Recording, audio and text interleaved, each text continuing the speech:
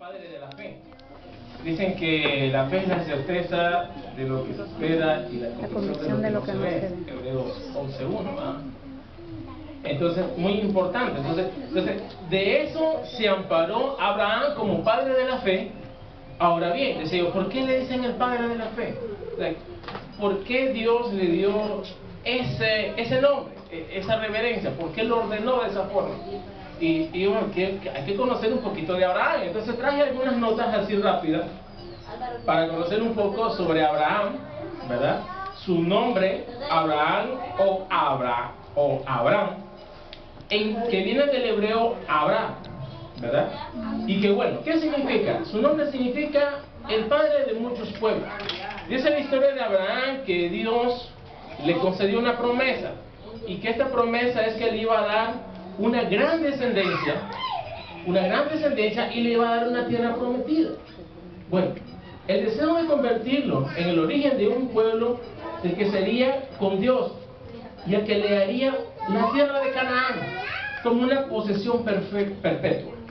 Cuando yo veo acá, posesión perpetua, digo yo, ¿qué significará posesión? Posesión es cuando alguien te da algo, o cuando tú adquieres algo y eres parte de eso. O sea, eres parte de eso y eso te pertenece. En este caso, ¿verdad? En el caso de Abraham, miramos acá de que Dios le da una profecía, le da una bendición. Le dice, voy a hacer de ti una gran descendencia, una gran nación. Grandes naciones van a salir de ti y vas a tener una tierra prometida. Y qué interesante. Entonces ¿cómo Abraham pudo llegar a ese nivel? Digo, ¿será que nosotros hoy en día podemos experimentar ese nivel de Abraham? Tal vez no lo mismo de Abraham, pero ese nivel. Ahora bien, yo lo relaciono con ¿cómo Abraham? ¿Será que Abraham tal vez pudo ser un buen padre? Interesante, ¿verdad? Entonces vean lo que dice acá, hay algo muy importante en la historia de este personaje de la Biblia, que está en el Génesis, y Abraham era muy sometido en la palabra de Dios. Abraham tenía una gran comunicación íntima con Dios. ¿Y qué fue una gran prueba para él? Noto que pude ver que en la historia de Abraham aparece un relato en donde Dios le pide algo a cambio para agradar a Dios. Y le pide a su hijo en sacrificio. Y yo digo, qué fuerte. Yo escuchaba mucho de Abraham. En su momento yo estoy llevando un curso de teología y hice una investigación sobre Abraham. Pero en este caso fue algo bastante interesante porque no tuve la oportunidad de verlo detenidamente, los pequeños detalles. Sé que la historia cuenta de que Abraham iba a matar a su hijo, pero en este caso no es tanto así. Dios se lo solicita, su amigo. Abraham llegó a ser amigo de Dios. Y wow, digo, ¿qué nivel? Porque ¿cómo podemos hacer nosotros amigos de Dios? Entonces cuenta la historia de que, bueno, dice que es muy conocido el relato del sacrificio de Jesús y Isaac, ¿verdad? Lo encontramos en el Génesis, en el capítulo 22, del 1 al 19, no lo vamos a leer, solo tomé algunas anotaciones, ¿verdad? Algo bastante en síntesis. Algún tiempo después del nacimiento de Isaac, el Señor ordenó a Abraham que le ofreciera a su hijo en sacrificio en la región de Moriah. O sea, le ordenó. Era algo que Dios le estaba diciendo. Necesito algo. ¿Qué es? Quiero a tu hijo. Me lo vas a llevar, lo vamos a hacer en sacrificio. Quiero que me agradecen eso. Una orden. O sea, algo directo del Padre, que es Yahvé, ¿verdad? Jehová. Entonces, según la historia, ¿verdad? El relato, aparece justificar o enfatizar en el abandono de la práctica de Canaán de sacrificar al primogénito. Era su único hijo, su primer hijo. Se tiene la creencia de que Isaac era un niño cuando Dios pidió a Abraham que lo sacrificara. Según algunos relatos que estuve viendo acá, una pequeña investigación, se cree que cuando la Biblia habla de la frase muchacho, ¿verdad? En el Génesis, capítulo 22, versículo 12, Esto viene a referirse de que hay investigadores que se han enfocado mucho en esta parte y se cree de que Isaac tenía una edad entre 9 y 12 años. Ella era un adolescente. Imagínense sacrificar a un adolescente. 12, 13 años, 11 años, no sé. Entonces, ahora veamos lo siguiente de esto. El patriarca viajó durante 3 días hasta que encontró el túmulo que Dios le mostró. Ordenó al siervo que esperara mientras que él y Isaac subían solos a la montaña. Isaac llevando leña en la que sería sacrificado. A lo largo del camino, Isaac le preguntaba: papá, ¿y qué vamos a hacer los holocaustos? ¿Y la oveja? ¿Aquí vamos a matar? Entonces Abraham solo le decía: Dios va a proveer, Dios va a proveer. Entonces, justo cuando Abraham iba a sacrificar a su hijo, se le impidió un ángel que le dice: detenete, no lo hagas.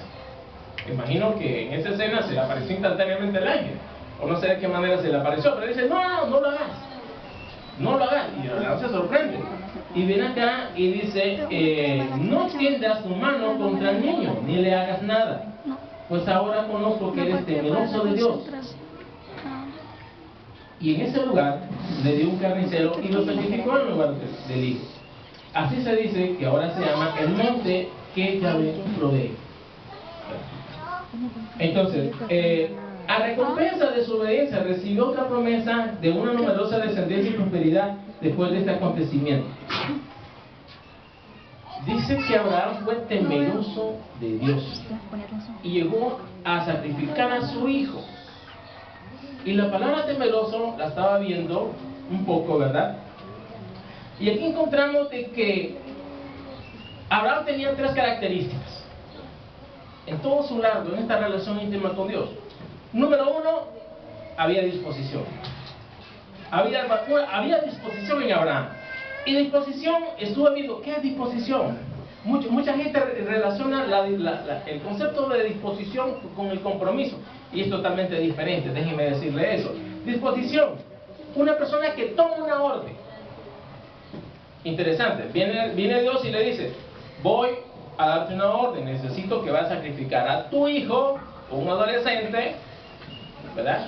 9, 10, 12 años, 13 años, no sé, ¿verdad? Según las investigaciones. Y con eso vas a agradarme a mí. Disposición. Él acataba una orden. Abraham tenía una característica muy específica: disposición. Estaba dispuesto a esperar una orden en cualquier momento, a un llamado. Disposición tiene que ver mucho con aptitud. Si la persona tiene una actitud positiva, va a poder hacer las cosas bien, con disposición. Pero si no, no. Entonces, valentía. Abraham tuvo que ser muy valiente para aceptar la propuesta de Dios. Ahora bien, una característica segunda: tenía compromiso. Abraham estaba comprometido con Dios, y la palabra compromiso era, algunos significados, algunos sinónimos, responsabilidad. Responsabilidad. Era muy responsable con poderle servir al Señor y de cómo acatar las órdenes mediante una disposición que tenía. Y el compromiso, desde la óptica espiritual, la Biblia lo llama como obediencia. Obediencia. Una persona que obedece y es temor a Dios. Miren acá lo que dice el relato. El ángel le confirma y le dice: he visto que eres una persona que es temerosa de Dios. ¿Y qué es ser temeroso de Dios? Temeroso de Dios es tener reverencia. Reverencia a alguien a quien le sirves. En este caso Abraham era temeroso de Dios, pero este temor es dentro de un contexto de reverencia. Lo honraba, lo respetaba. Interesante, ¿verdad? Bueno, hay 2 cosas que acá Dios ve en Abraham, y es confianza y lealtad. Confianza y lealtad. Yo le decía hace poco, yo estaba platicando en su momento, una plática teníamos ahí un comentario con el pastor Rosendo. Entonces yo le decía: hay que confiar en Dios de que una persona va a ser leal. ¿En qué situación? Porque la relación íntima con Dios genera confianza. Pero si mi confianza, yo como persona, está en otra persona, entonces voy a caer. ¿Por qué? Porque la persona es imperfecta, es una persona que es inestable, igual que yo, porque no somos perfectos, perfecto solo Dios. Entonces, si nosotros depositamos la confianza en Dios, ¿qué significa eso? Que vamos a ser leales. Porque mi compromiso, mi obediencia, mi responsabilidad primero está en Dios, dentro de una relación íntima. Vamos captando, ¿verdad? Entonces miren ahora lo siguiente. Hay otros puntos específicos en esto que Dios mira. Bueno, Abraham en este caso, ¿verdad? En este caso Abraham tenía otras 3 características. Era fiel a Dios. Abraham fue una persona que en su momento llegó, por decirlo así, en el buen sentir, a tutearse con Dios, a dialogar, a comunicarse, a negociar. Mira, Señor, yo creo que esto me parece mal por esto y esto, pero bueno, yo respeto tu opinión. ¿Qué me decís? O sea, llegó a ese nivel. Abraham llegó a ese nivel de estar con Dios, hablando, dialogando, negociando. ¿Qué hacemos? No me parece. Es que lo, o sea, porque era su amigo. ¿Qué nivel el de Abraham? ¿Verdad? Ahora, Abraham escuchaba a Dios. Escuchaba a Dios, podía escuchar la voz de Dios en cualquier momento porque estaban conectados y Dios lo escuchaba porque había una relación de comunicación de padre a hijo. Y también en su momento Abraham llegó a recibir muchos mensajeros del Señor, incluso ángeles. Pero bueno, Dios le da una promesa, ¿verdad? Lo bendice. ¿Y qué es lo que podemos sacar de esta pequeña introducción? De que el Señor, cuando nosotros hacemos un compromiso, cuando nosotros realmente estamos atentos y estamos obedientes a la palabra de Dios, entonces sucede algo, de que el Señor nos bendice mediante una relación íntima que tenemos con Él. Ahora bien, entonces, digo yo, ¿cómo uno puede llegar a ser un buen padre? ¿Cómo llegar a ser buen padre? Y comencé a buscar, agarré el ejemplo de Abraham para tener una síntesis de cómo realmente nosotros podemos llegar encaminarnos a ese punto. ¿Cómo pueden encaminarnos ahí y poder llegar a esa meta? 5 puntos muy principales y específicos que la Biblia nos dice de cómo ser un buen padre. Número 1, un buen padre tiene que darle tiempo a su familia. Y lo dice el Señor. Número 1, un padre tiene que darle tiempo a su familia. Y estaba viendo, estuve consultando otros escritos, otros documentos, ¿verdad? Y algo muy interesante que encontré dentro de que incluso es parte de una enseñanza de bautista, ¿verdad? De nuestra iglesia. Y dice que Dios tiene 4 prioridades principales en el hombre. Y cuando habla de hombre, habla en género, para que no se me enojen las chicas, ¿verdad? Habla pareja, habla en género, hombres y mujeres. Número 1, una relación íntima con Dios. Toda persona que ya tiene uso de razón, la primera relación es con Dios. Una relación íntima, medular, son 4 prioridades. Y la prioridad es algo que hay que hacerse ya, porque se necesita hacer. Y porque así tiene que ser, y así lo estableció Dios. 4 prioridades. Número 1, una relación íntima con Dios. La persona que no tiene una relación íntima con Dios no puede avanzar. Y si avanza, va a avanzar, como decía mi abuelo, trujón a la pata. Una relación íntima con Dios. De eso van a ser comunicación, confianza y lealtad. Lo que tenía Abraham. Número 2, tu persona. Tienes que velar por tu persona. Tienes que velar por tu imagen, por tu decoro, por tu integridad, por tu testimonio y la familia. La familia. Prioridad número 2. Tu persona y tu familia. En el caso de los solteros, su relación íntima con Dios y posteriormente la iglesia, si en un dado caso no trabaja. Pero si trabaja, entonces su segunda prioridad tendría que hacer su trabajo y luego la iglesia, ¿verdad? Pero bien, una tercera prioridad que estaba viendo acá es de que una relación íntima con Dios, tu persona y tu familia, ¿verdad? El trabajo, muy importante el trabajo. Porque de ahí va a subsistir tu diario vivir y la bendición que Dios va a proveer en ese trabajo para ti y para tu familia. Número 4, la iglesia. Entonces, si Dios hizo esa jerarquía, ese orden de 4 prioridades, entonces, para poder llegar a ser un buen padre, tenemos que dominar esas prioridades. Porque de nosotros depende la estabilidad emocional y la estabilidad física, familiar. Ahora bien, les quiero comentar algo. El primer grupo que constituyó Dios, el primer grupo social que constituyó fue la familia. Fue la familia. Entonces, si ahora miren hoy en día, ¿por qué hoy en día muchas familias se están deshaciendo? El enemigo no quiere que las familias estén unidas. ¿Por qué? Porque de ahí depende la fortaleza aún hasta de la iglesia. Vamos a ver lo que dice Primera de Timoteo 3, 4 y 5. Vamos a ver. Busquemos Primera de Timoteo,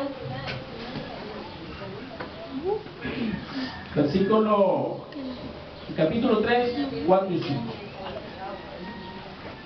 ¿Qué es lo que dice? 3, 4 y 5. Así es. Primera de Timoteo, capítulo 3, 4 y 5. Que gobierne bien su casa, que tenga a sus hijos en sujeción con Amén. toda honestidad. Pues el que no sabe gobernar su propia casa, ¿cómo cuidará de la iglesia de Dios? Así es. Algo muy importante. Acá Pablo le está diciendo a Timoteo cuáles son los requisitos para poder ejercer una responsabilidad fiel, idónea para la iglesia. En este caso le está diciendo en el contexto del capítulo, Pablo le está diciendo a Timoteo, para todos los que quieran ejercer un obispado, un liderazgo, un pastorado dentro de la iglesia, es muy importante tales y tales requisitos. Pero dentro de esos requisitos viene Pablo y dice que gobierne bien su casa. ¿Por qué le dice Pablo que gobierne bien su casa? Porque dice que el que no gobierna bien su casa, ¿cómo va a poder gobernar o cuidar la casa de Dios? Un padre que no tiene tiempo para su familia no puede gobernar bien su casa. Así de sencillo. Nuestro primer ministerio, desde la óptica espiritual, es la familia, porque ahí nacemos.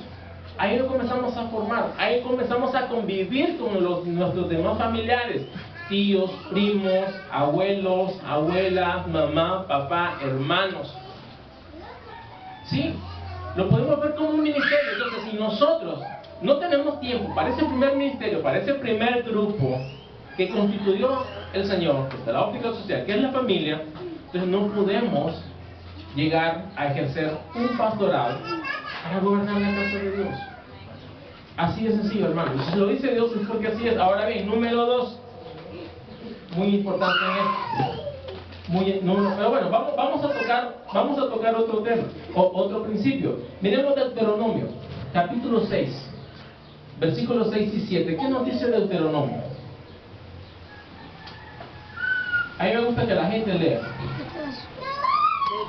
Deuteronomio capítulo 6, versículos 6 y 7.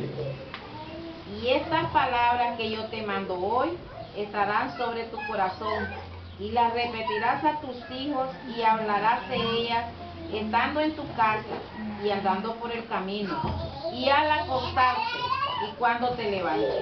Ok, el contexto acá está hablando sobre los mandamientos, sobre los estatutos.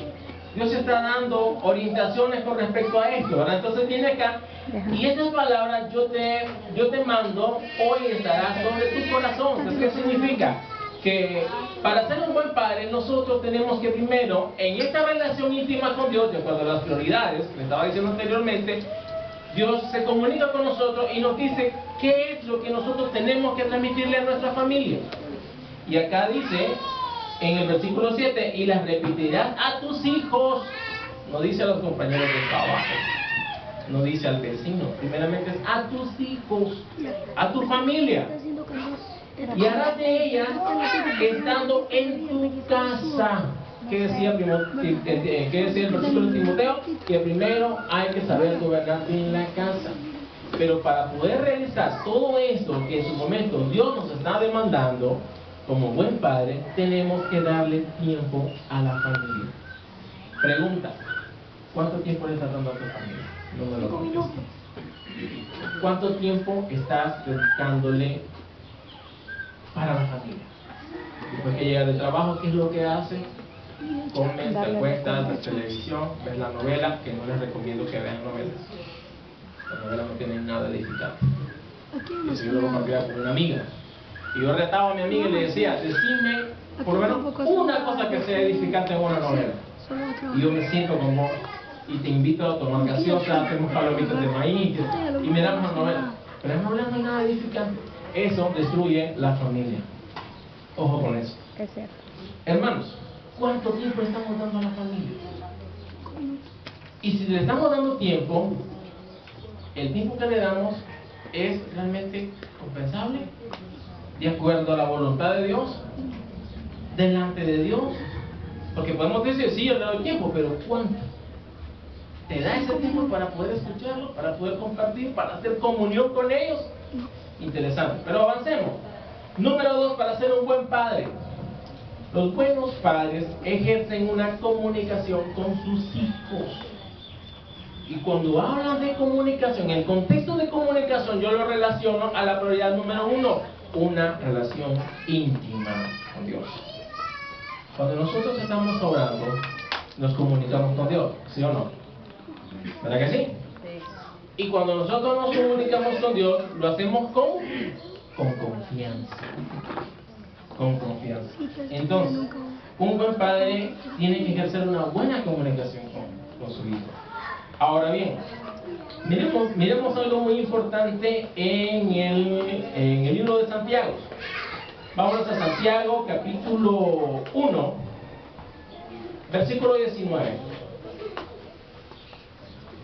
Miremos qué es lo que hay en Santiago. Capítulo 1, versículo 19. ¿Qué nos dice Santiago 19? Sí. Todo hombre, sea pronto para oír, tarde para hablar, tarde para airar. Excelente. Dice: por eso, mis amados hermanos, todo hombre sea pronto para oír, tardo para hablar, tardo para airarse. Hay que escuchar primero.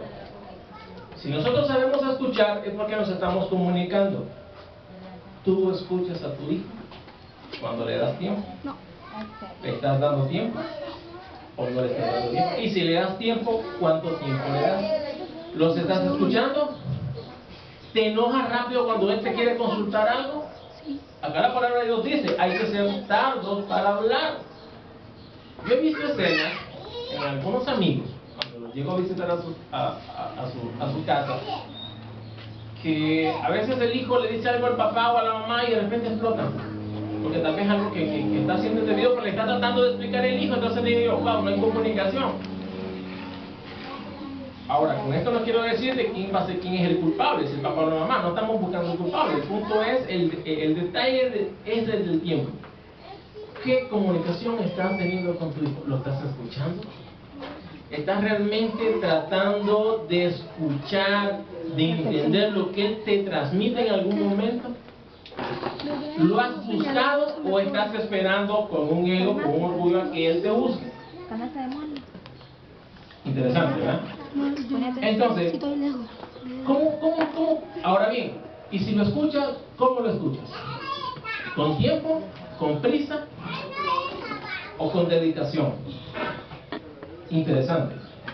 Miren ahora lo siguiente. ¿Supones cosas que tu hijo hace? La palabra suposición es de confirmar algo que no es. Y las suposiciones nosotros las creamos en nuestra mente. Cuando nosotros nos suponemos algo, automáticamente nuestro subconsciente lo confirma. Pero es algo imaginario. Si nosotros suponemos que mañana nos va a ir mal, automáticamente estamos confirmando que nos va a ir mal. Y podemos llegar a hacer de que todo nos salga mal. Pero es una suposición. Entonces, en vez de suponer, es mejor preguntar. Le estás preguntando a tu hijo qué es lo que realmente tiene, cómo se siente, qué es lo que necesita, cuál es el interés de él de acuerdo a su comportamiento. Ahora bien, le consultas a tu familia o a tus hijos lo que hacen, lo que no hacen, por qué lo hacen. Eso es muy importante ver esto, y es parte del tiempo, es parte de la comunicación. Cuando nosotros estamos haciendo algo mal, nos vamos donde Dios y le decimos, perdóname, estoy haciendo algo mal, estoy haciendo esto, dirigime. Y viene Dios, entonces nos comienza a mostrar diferentes tipos de pasajes en la Biblia y nos da dirección, nos orienta, nos enseña, nos aconseja. Es lo mismo que tenemos que hacer con nuestros hijos en una comunicación.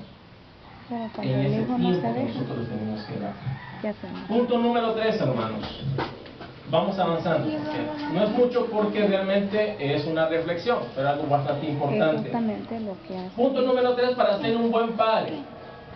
Ya dijimos que el número 1 hay que darle tiempo a la familia, de acuerdo a 4 prioridades básicas que Dios nos dejó, ¿verdad? Punto número 2, lo acabamos de decir ahorita, un buen padre que esté comunicación y confianza con su hijo y su familia.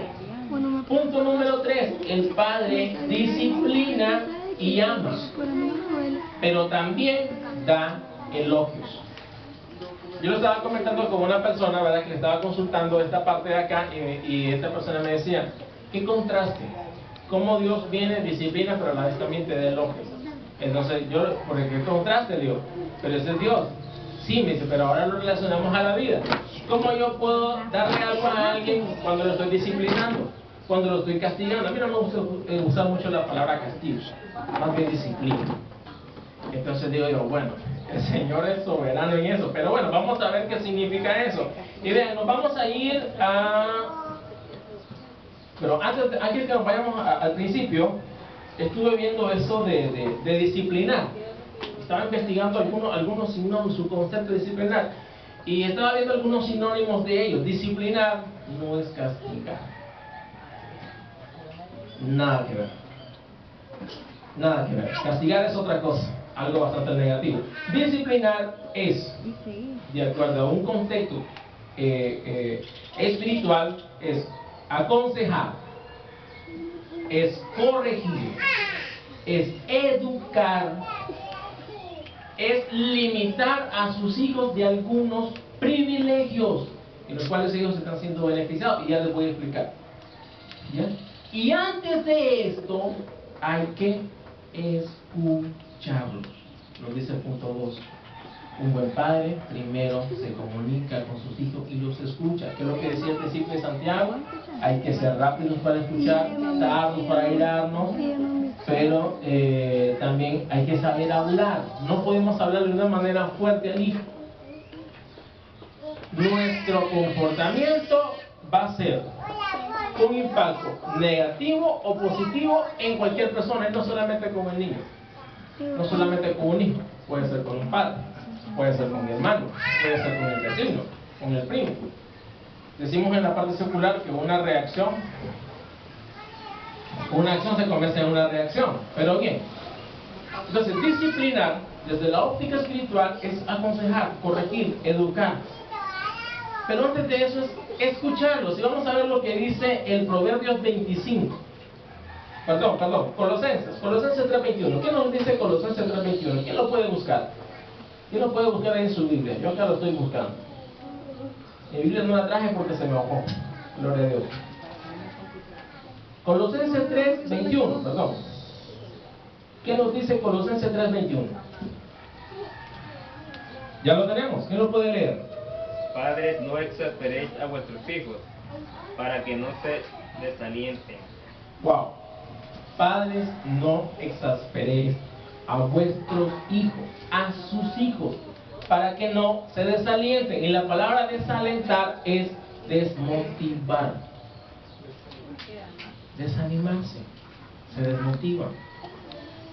En su momento creen que no pueden hacer nada. ¿Cómo estás tratando a tu hijo? No me lo contestes. Es una pequeña reflexión. ¿Cómo lo estás haciendo? Lo estás exasperando. Y la palabra exasperar es cuando viene un niño y te dice, mira, yo necesito tanta cosa. ¡Espérate! Dice que disciplinar es corregir, es aconsejar, es educar, pero primero hay que escucharlos. Entonces, cuando nosotros tenemos una reacción fuerte, lógicamente que él va a actuar. de la misma manera. ¿Por qué? Porque es persona, tiene sentimientos, tiene emociones igual que nosotros. Pero si nuestra actitud no es exasperarlo, ¿verdad? Y es más bien animarlos, que es lo que dice esta parte de aquí, amarlos y darles elogios. También nosotros tenemos que decir a nuestros hijos, a nuestra familia, los momentos en que ellos se sienten bien y por qué se sienten bien, o las metas que han logrado. Es muy importante eso. ¿A quién no le gusta que le digan que hizo un buen trabajo? A todos nos gusta. ¿Y por qué no se lo podemos decir a nuestros hijos? Interesante, ¿verdad? Pero bueno, ese es el Señor. Ahora miremos lo del elogio. Proverbios 25:11. ¿Qué nos dice Proverbios 25:11 con respecto al elogio? ¿Qué nos dice Proverbios 25:11?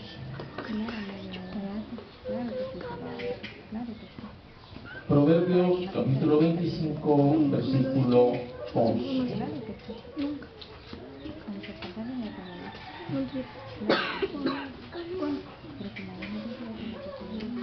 ¿Ya lo tenemos?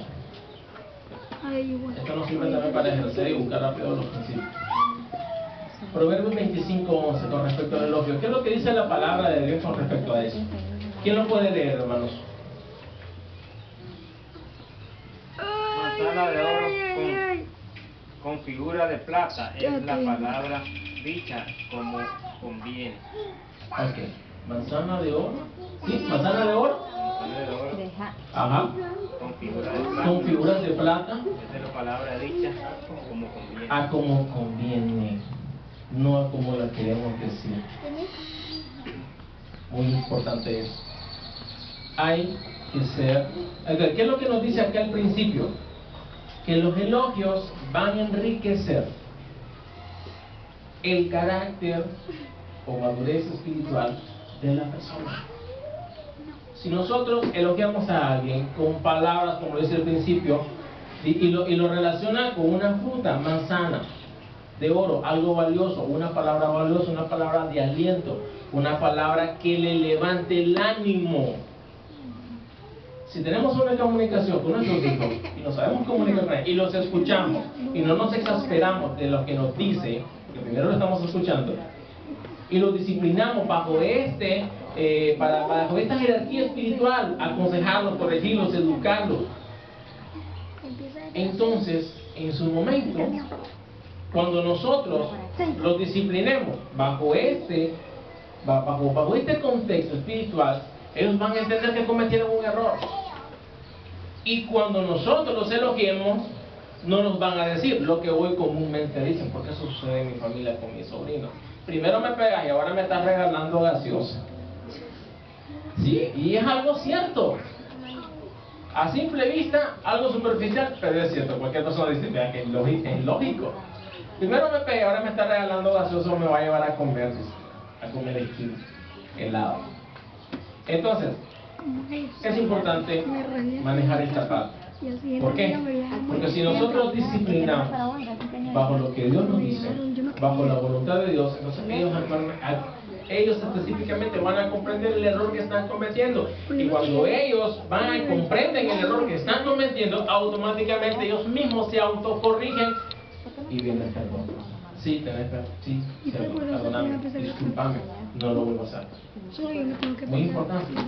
Y el elogio viene cuando nosotros los motivamos. Hay que motivarlos, hay que hablarles, hay que levantarles el ánimo, hay que levantarles la autoestima, hay que decirles a ellos que ellos también son personas de una gran vida, son personas que en su momento ellos van a llegar a ser grandes hombres, grandes mujeres, igual que nosotros.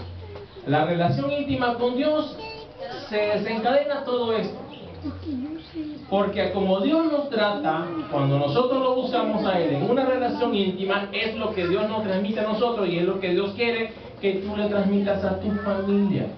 Porque ¿qué es lo que decía Timoteo? El que no gobierna bien su casa no puede gobernar la obra de Dios. Y aquí estamos hablando en un contexto cristiano, hermanos, porque todos somos cristianos. El mundo tiene otro rollo. Las personas cuando llegan a los pies de Cristo, entonces todo cambia. Pero mientras, dejemos a los seculares aparte. Estamos hablando acá en el contexto cristiano. Punto número 4. Y miren lo interesante de esto. Que un buen padre, para ser un buen padre, no solamente tiene que relacionarse con sus hijos, tener buena comunicación. Y algo muy importante, dice, ama y respeta a tu esposa y viceversa. Entonces, en este caso, el buen padre no solamente va a amar y respetar a su esposa, sino que también la esposa tiene que tener cierta atribución a esto. Entonces, todo padre que respeta a su esposa le da amor, le da cariño. Esto hace que en los hijos tengan un impacto positivo, un impacto bastante grande, fuerte. Muchos hijos, hoy en día las estadísticas desde la ciencia psicológica, científica, dicen que muchos hijos echan a perder su vida por la relación por la relación muy distorsionada que tiene un papá y una mamá, los esposos, esposa y esposo. Cuando una relación está mal ahí, todo eso lo absorbe el hijo, lo dicen las estadísticas, de la parte psicológica, de la parte científica, de la parte social. Ahora bien, ¿qué es lo que nos dice Dios? Miremos la parte espiritual con respecto a esto. Efesios 5, del 25 al 33, creo que lo hablábamos en la primera lectura, pero vámonos a leer. Efesios 5, del 25 al 33. ¿Qué es lo que nos dice Efesios con respecto a esto?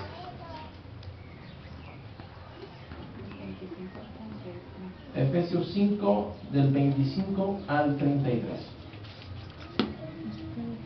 Maridos, amad a vuestras mujeres, así como Cristo amó a la iglesia y se entregó a sí mismo por ella, para santificarla, habiéndola purificado en el lavamiento del agua por la palabra, a fin de presentar una iglesia gloriosa, que no tuviese mancha ni arruga ni cosa semejante, sino que fuese santa y sin mancha. Detengámonos ahí. Disculpe, hermano, después sigue leyendo. Maridos, amad a vuestras mujeres, así como Cristo amó a la iglesia.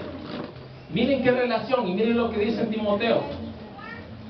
La persona que ejerce un obispado, si no gobierna bien su casa, no puede gobernar la casa de Dios. Es lo que nos dice en Timoteo, ¿verdad? De acuerdo a sus requisitos. Y miren acá lo que dice. Amen y respeten a vuestras mujeres, ¿verdad? Así como Cristo ama a la iglesia y se entregó a sí mismo por ella. Nosotros como padres nos estamos entregando al amor de nuestra familia. Nos estamos entregando al amor de nuestros hijos. Le estamos dando amor. Los estamos cuidando. Para santificarla, habiéndola purificado en el lavamiento del agua por alabanzas, a fin de presentarla a sí mismo una iglesia gloriosa que no tuviese mancha, arruga ni cosa semejante, sino que fuese santa y sin mancha. ¿Qué significa esto? Llevemos esto al contexto de la familia. Estamos inculcando buenos principios en nuestra familia como buen padre. Estamos dando buenos consejos a nuestros hijos como buen padre. Les pregunto. Porque acá Jesucristo nos muestra en este ejemplo de que Él está preocupado para presentar a una iglesia gloriosa, sin mancha, ni arruga, ni cosa semejante, pura, perfecta. Dios quiere familias perfectas, porque así lo estableció Él. Y no es algo que nosotros no lo podamos lograr. Nos está diciendo acá y pone una ilustración por medio de Pablo en esta carta a los Efesios. Nos dice cómo Él relaciona la familia con la iglesia. Interesante. Ahora bien, dice el 28, así también los maridos deben amar a sus mujeres como a sus mismos cuerpos. El que ama a su mujer, a sí mismo la ama. Porque nadie aborreció jamás a su propia carne, sino que la ausencia la cuida, como también Cristo a la iglesia. Nosotros nos cuidamos que no nos pase nada, que no nos cortemos, que no nos tropecemos, que no nos chollemos, que no nos mojemos porque nos enfermamos.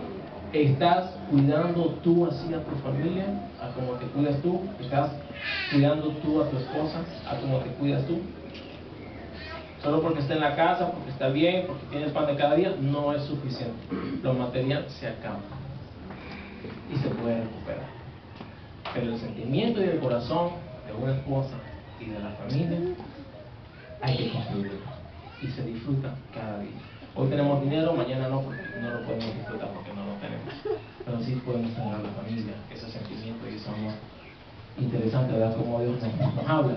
Ahora miren lo que dice el 30, porque somos miembros de su cuerpo y de su sangre y de sus huesos. Por eso dejará el hombre a su padre y a su madre y se unirá a su mujer, y los dos serán una sola carne, unidad. ¿Tu familia está unida? ¿Tu familia está unida? ¿Y de qué manera está unida? Al tropón, a la patada, como dice, casi por estamos, yo estaba hablando con respecto a esto hace como un mes atrás, estaba dando un consejo a una amiga que tenía un problema familiar, y yo le dije, pero tu familia está unida. Sí, me dice, pero bien, todos los días peleamos. Eso no es unidad. Eso no es unidad. Y yo me recordaba una frase que decía un primo mío que bueno, no conocía a Cristo, y decía, juntos pero no revueltos. Qué filósofo.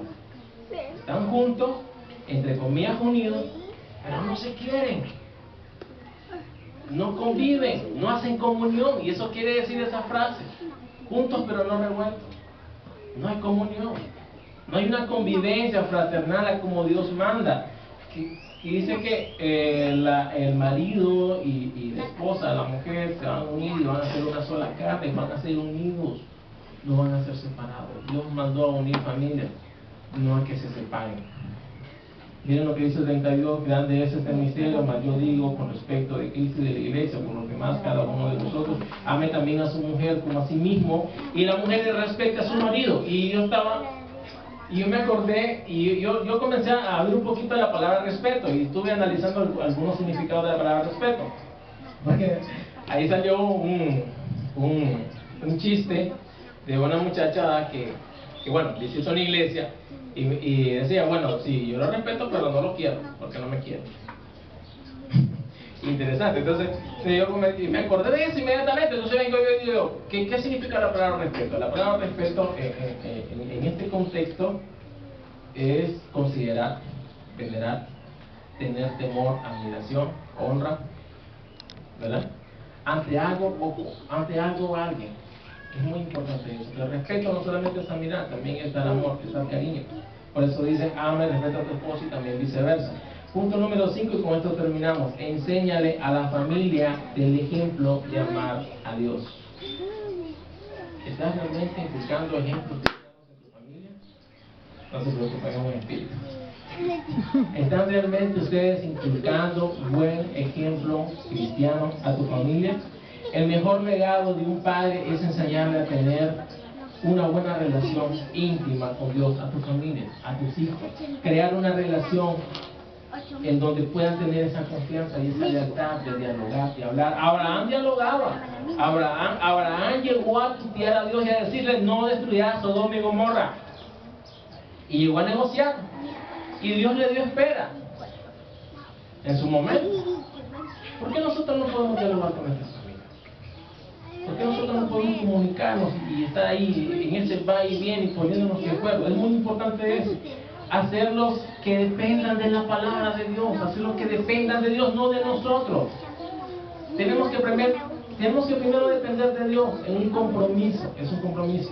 ¿Por qué a muchas familias se deshacen o matrimonio?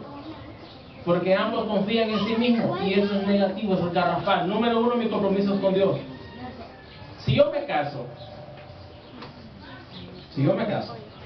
mi compromiso va a ser con Dios. ¿Por qué? Porque si yo me comprometo con Dios, yo no voy a hacer algo que desagrade a Dios. Y si yo no hago algo que desagrade a Dios, automáticamente o indirectamente estoy agradando a mi pareja, a mi esposa. Así de sencillo, hermano. Y ese es el punto. ¿Por qué muchos matrimonios se unen y después se deshacen? Porque confían en uno en otro. Dice la palabra de Dios que maldito el hombre que confía en el hombre. Porque somos imperfectos. En cualquier momento vamos a fallar. En cualquier momento vamos a explotar. Vamos a reaccionar de una manera negativa. Somos personas imperfectas. Perfecto solo Dios. Por eso tenemos que Nuestro compromiso primero es con Dios, y Dios dice en sus prioridades, número uno, mi relación íntima, tú y yo, nadie más. La relación íntima que yo tengo con Dios no se compara con la de ustedes. La de ustedes puede ser mucho más alta y mucho mejor. Es algo íntimo, algo personal. Lo íntimo significa personal. Deuteronomio 6, 5 y 6, y con eso terminamos. Vamos a Deuteronomio, capítulo 6. Deuteronomios, capítulo 6, versículos 5 y 6.